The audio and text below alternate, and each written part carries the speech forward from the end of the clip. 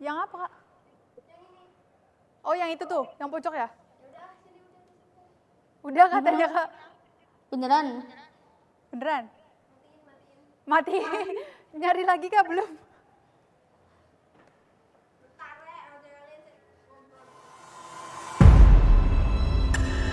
Lagi katanya, Kak. Lagi katanya.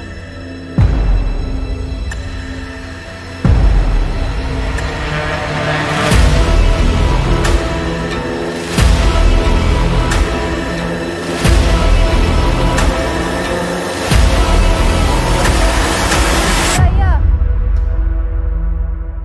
Bukan itu. Ini. Gak jadi katanya, Kak, gak jadi. Maaf, Pak.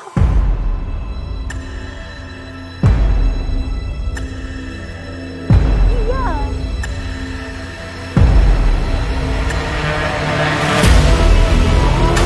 Gak jadi katanya, Kak.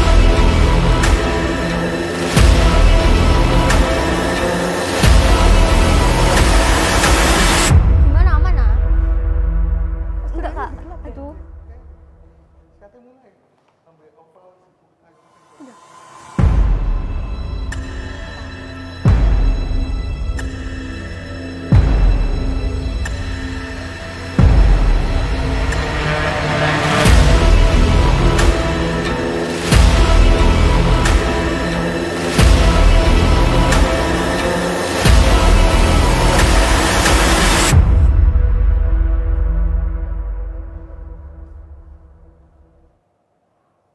Ada 7.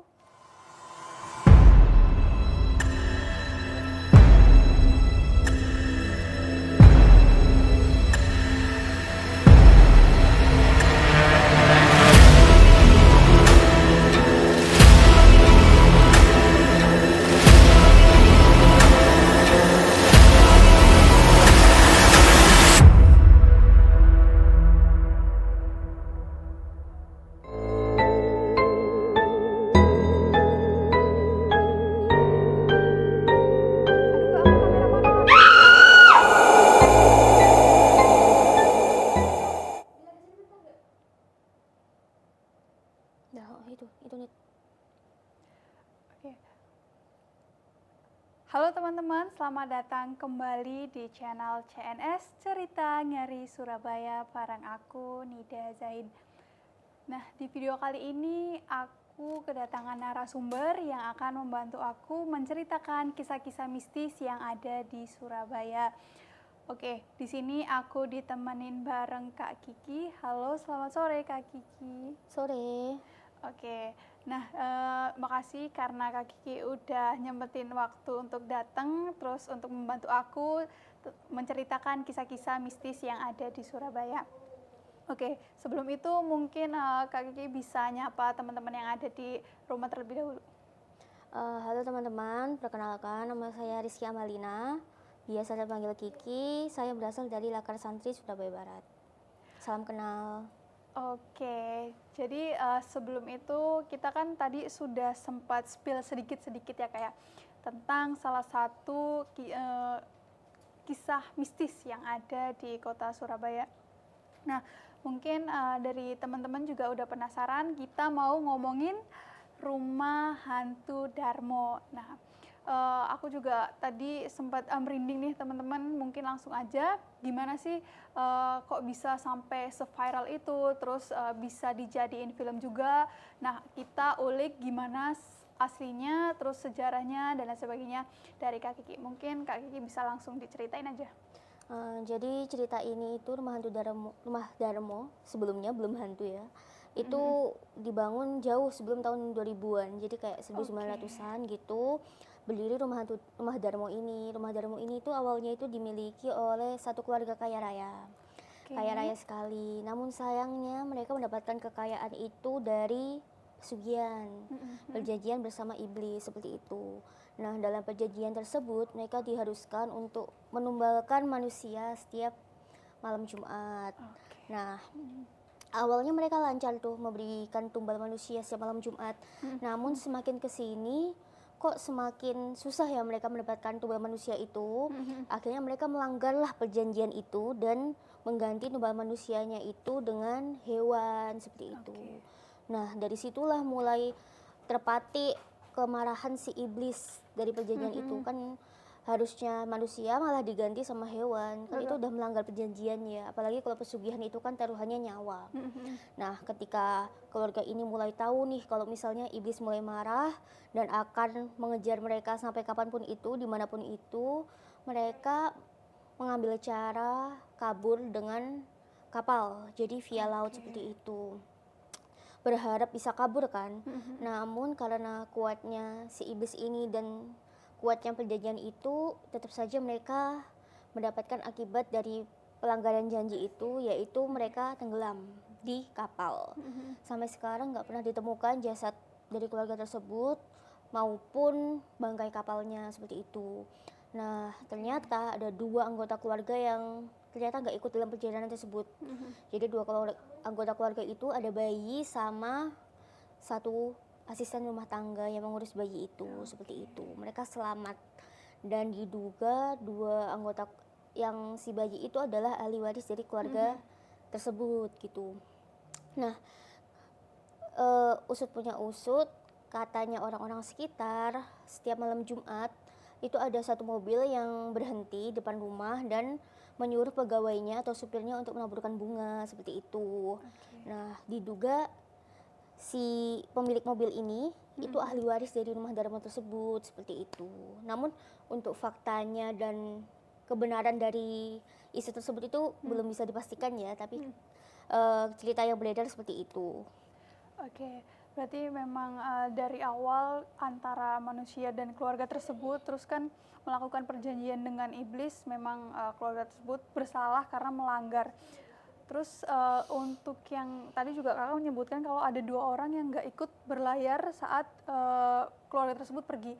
Nah, apakah 2 orang yang tidak ikut tersebut itu mendiami rumah hantu Darmo yang sekarang viral, atau memang 2 keluarga tadi yang masih punya ikatan itu gak tinggal di situ, atau untuk saat ini rumahnya tetap dibiarkan kosong, atau mungkin ada keluarga lain gitu Kak yang menempati?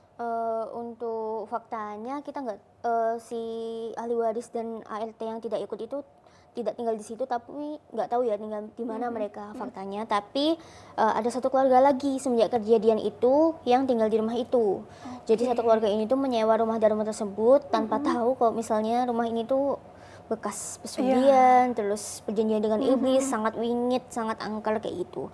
Nah, karena menghuni tempat yang angker dan wingit ini, mereka mendapatkan akibatnya yaitu suatu malam ketika mereka tidur lelap, ada sekelompok perampok yang merampok rumah tersebut ya, dan membunuh seluruh anggota keluarga rumah tersebut seperti itu. Tidak ada yang tersisa sama sekali. Mungkin itu juga akibat ya dari menghuni rumah yang angker dan bekas perjanjian setan kayak gitu. Oke, berarti kalau dilihat dari cerita yang tadi udah kakak paparkan juga untuk keluarga kedua, ada kisah tragis yang pembunuhan ya Kak, terus dirampok juga gitu. Karena memang aku dari segi mistis juga salah satu yang benar yang kakak tadi omongin itu salah satu akibat dari menghuni rumah tersebut.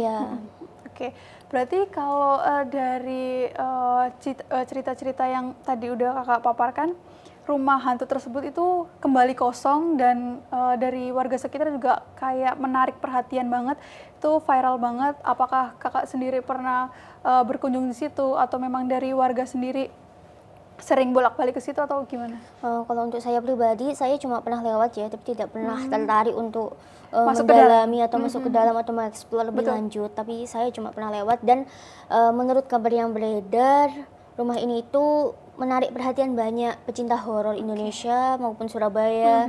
Sangat terkenal sekali karena kisah angkernya, dan banyak juga orang-orang yang datang untuk sekedar foto-foto atau membuat konten atau uji nyali kayak gitu. Jadi ya menarik perhatian banget lah, menjadi tempat wisata seperti itu.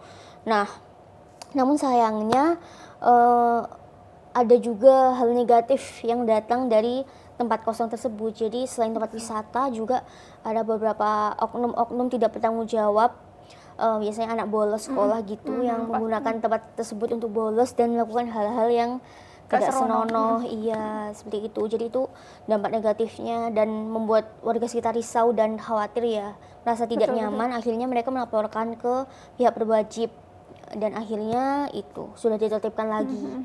Namun sayangnya rumah hantu Darmo ini itu yang sekarang berdiri itu udah bukan kayak dulu lagi, soalnya tahun 1900-an itu 1997 lebih tepatnya itu kebakaran. Jadi sekarang tinggal pondasi dan puing-puing saja. Oke. Nah, kalau dari lokasinya sendiri sebenarnya tuh lokasi tepatnya tuh di mana sih, Kak? Jadi lokasi rumah Darmo itu ada di Perum Puncak Permai 2, nomor 26, Kecamatan Tanjung Sari, Sukomanunggal, Surabaya, seperti itu.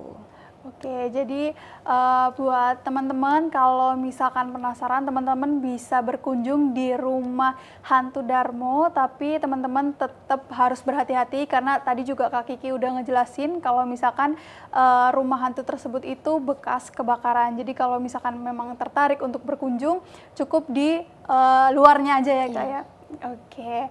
Baik, mungkin untuk segmen 1 kali ini bareng Kak Kiki yang tadi udah menceritakan tentang salah satu kisah mistis yang ada di Surabaya. Udah cukup banget, cukup mengulik tentang kisah-kisahnya. Terima kasih Kak Kiki karena udah ngesempetin waktunya buat cerita-cerita di CNS. Nah, buat teman-teman yang masih penasaran sama cerita-cerita lainnya, setelah jeda berikut ini, CNS masih akan kembali hadir dengan cerita-cerita kisah mistis yang menarik lainnya yang ada di kota Surabaya. Jadi buat teman-teman jangan kemana-mana karena misteri belum selesai. Cepet sih.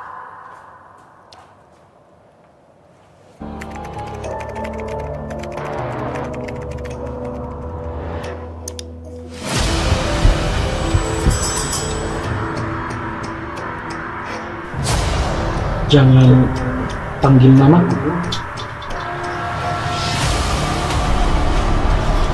Kalian berdua beneran mau ngelakuin itu?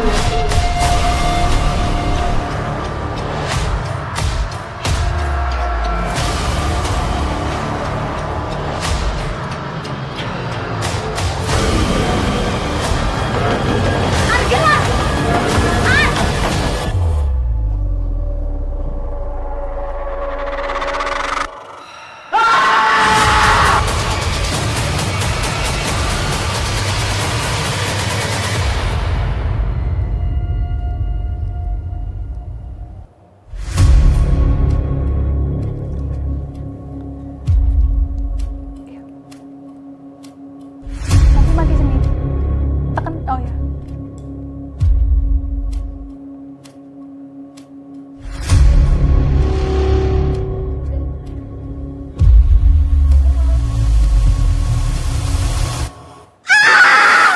Masalahnya aku gak ingat, ingatan aku cuma sampai situ. Obat ini tak ngaruh di kamu. Emang bener kok, sejak mama nikah lagi, aku udah gak dianggap anak kan?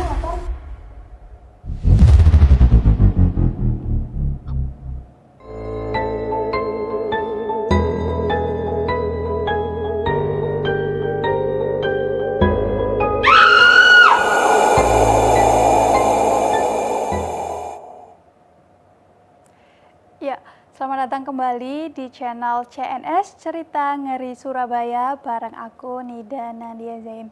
Terima kasih teman-teman yang masih stay di channel CNS. Nah, untuk di segmen dua kali ini aku ditemani narasumber oleh Kak Ros yang akan membantu aku menceritakan kisah-kisah lain, kisah-kisah mistis yang ada di kota Surabaya melalui via Zoom. Oke, mungkin aku akan sapa dulu. Halo Kak Ros.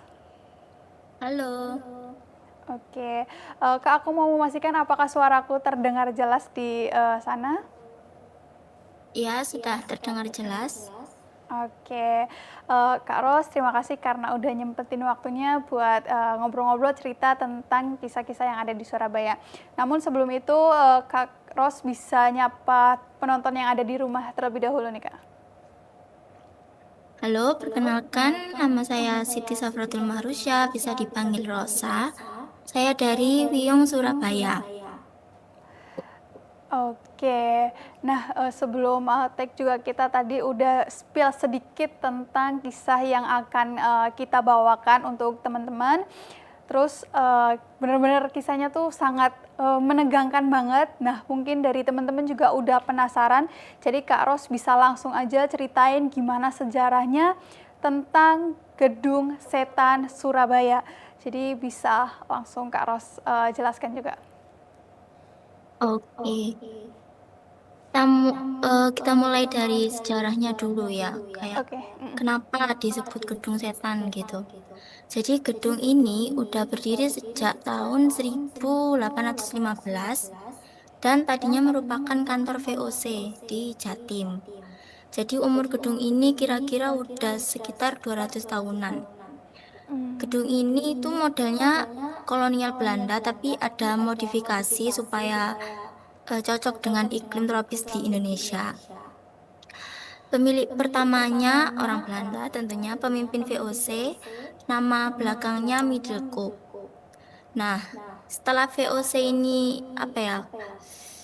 setelah VOC ini tumbang dan pergi dari Indonesia, gedung ini tuh dibeli sama dokter keturunan Tionghoa, namanya Dokter Teng, di tahun 1945. Tapi Dokter Teng tidak menempati gedung itu. Sebaliknya, Dokter Teng ini berencana untuk menjadikan gedung itu sebagai tempat transit jenazah dan rumah duka. Karena sebelum jadi permukiman warga seperti sekarang, tanah di sekitar gedung ini itu area kuburan Cina yang menyambung ke pemakaman Bong Kembang Kuning. Gedung ini satu-satunya yang ada di sana gitu waktu itu. Nah, hal ini juga menyebabkan suasana di gedung ini tuh mencekam saat malam ya. Nah, itulah salah satu cikal bakal kenapa disebut Gedung Setan. Letaknya juga sangat mendukung karena gedung ini dikenal sangat angker, karena konon katanya beberapa rumah yang berdiri di tempat ini ada yang karena kan tanahnya itu bekas makam, jadi ada beberapa makam yang jenazahnya belum diambil tapi di atasnya itu udah dibangun rumah gitu. Jadi kerap terjadi hal-hal gaib. Ada juga versi cerita lain gitu. Jadi pada masa G30 SPKI itu ada kabar kalau akan ada orang-orang yang menyerang gedung ini.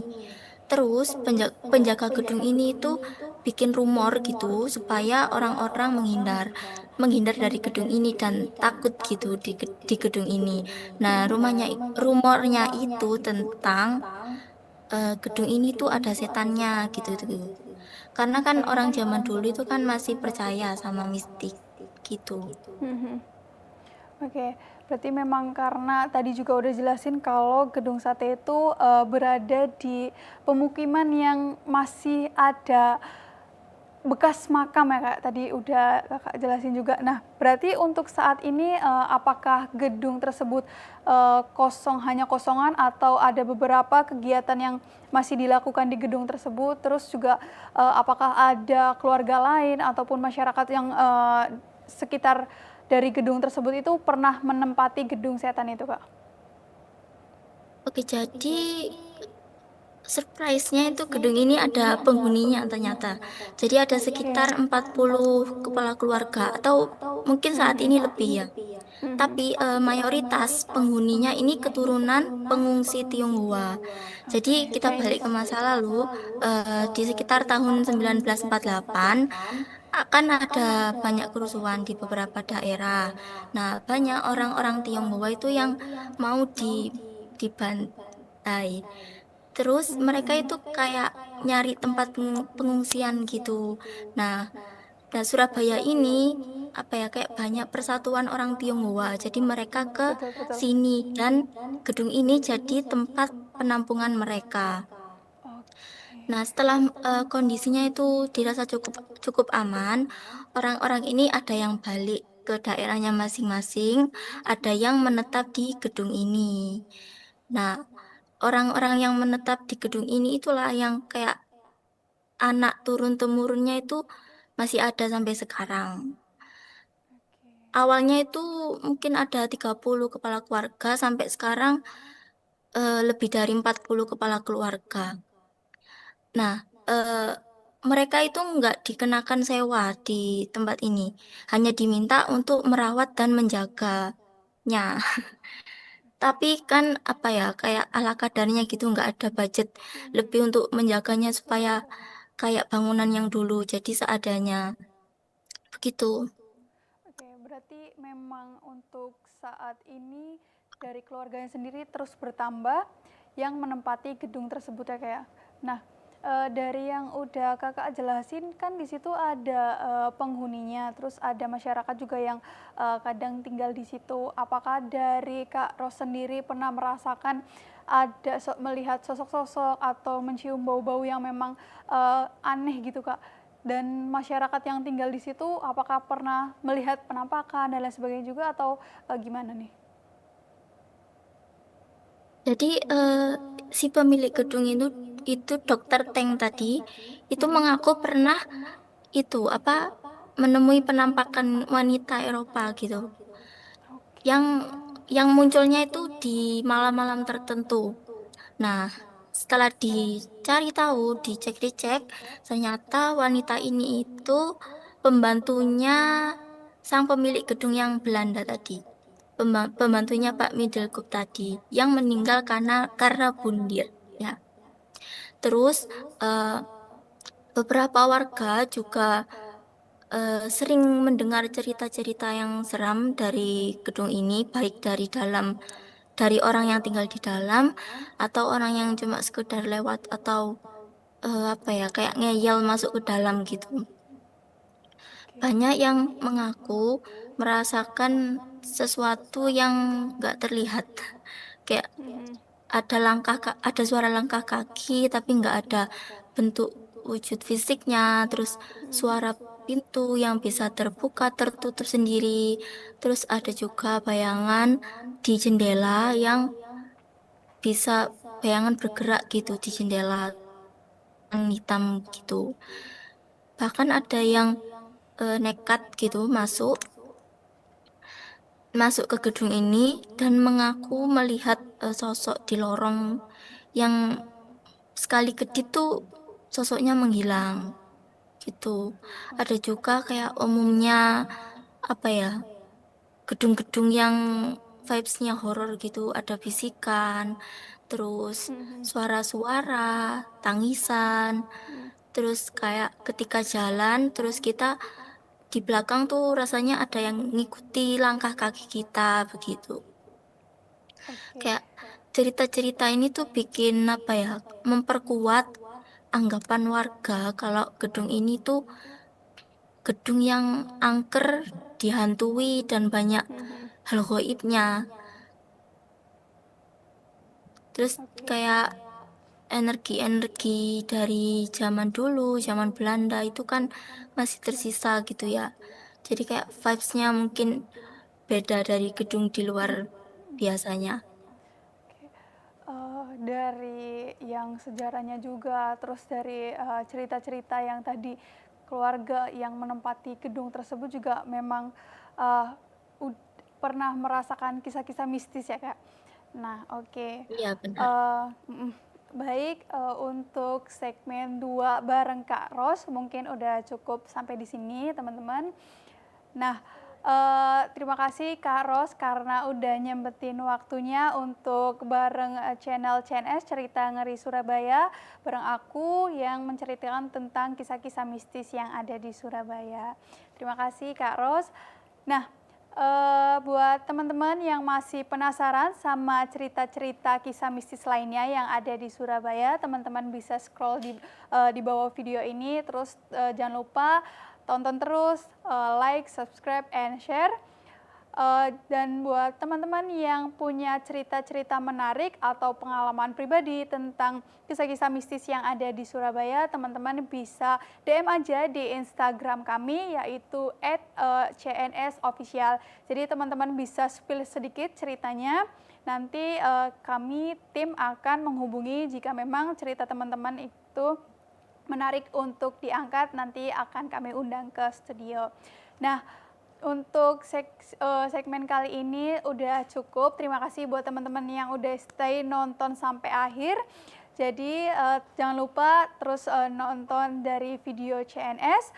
Untuk kali ini, terima kasih dan salam misteri.